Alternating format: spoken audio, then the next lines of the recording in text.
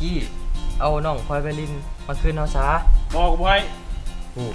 เจ้าไปอีต้นนะบ่เขาบ่มีครูลอยกระทงวันวาเลนไทน์ลอยกระทงป้ายังเอาเรือวันวาเลนไทน์แล้วมึงไปเบิ่งยังอยู่หันกูอยู่ที่โอ้โดนเอากูมาให้เฮ้ยหนึ่งกับมาเสื่องกูไปนี่สมเนาะสบายดีเอาน้องพลอยไปลินขึ้นมาซะมึงรอเลี้ยงสำเนียงกูบ่โอ้ขอโทษยังรอเลี้ยงสำเนียงกูอีกวันนี้ฮะโอ้ยเศร้าแล้วรอเลี้ยงสำเนียงกูบ่ยังรอเลี้ยงสำเนียงกูอีกวะฮะเอาน้องพลอยไปลินขึ้นมาให้เฮาซะโอ้ยเศร้าแล้วเฮาบ่มีครูไปดูดกระทงนำเฮามานี่ดูดกระโปงบ่เด็กน้อยแห่งเบื้องหลายนี่นะฮะเจ้าสิให้เฮาด้วยดีหรือสิให้เฮาด้วยน้ำตาเอาบ้านมึงไห้โดนน้ำเหือบ่แล้วกูก็บ่ไห้มึงดอกน้องพลอยไพลินน่ะคันไห้ไปแล้วกูสินอนอะไรแบบแรงฮะเอาเจ้าขาดเราบ่ได้บ่เลยได้เอาหันบ่มีลาวมื้อแรงกูสินอนจังได๋กูก็บ่มีพัดลมเป่าติบ่จะติดแล้วแห้งลีเนาะก็แนวนั้นแหละก็ติดบ่บ่มีพัดลมเลยมึงสินอนได้แหละไปเด้อ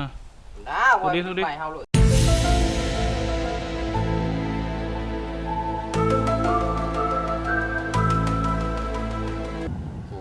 เขาเจ้าว่าเอาพลอยไปลินให้เฮาวันนี้ทายปีนี้เฮาก็บ่มีครูลอยกระทงแล้วส่งเฮือนี่จนไหนก็ฮอดพุ่นซึ่งเฮือนั่นนี่นะมันก็มีคนส่งเฮือนำเฮาแหละโลกนี่บ่มีน้องพลอยไปลินน่ะเฮายอมตายดีกว่าเห็นบ่เกิบอีแตะยังมีครูเลยเป็นหยังเฮาสิมีครูบ่ได้คบกับพะโลมซื่อๆบ่เป็นหยังดอกมึงเฮอหยังโซนละเพอบ่ไปอยู่หลังกองไป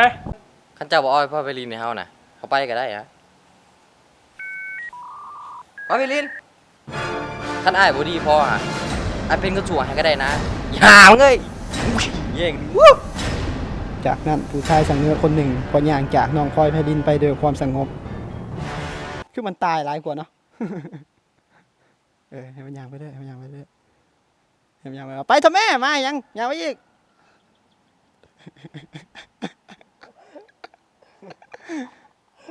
ก้มลงมานี่ก้มลงเห็ดคือเสียใจก้มโพดลุกขึ้นมายกขาซ้ายขึ้นยกขาซ้ายขึ้นคือมาเหี่ยว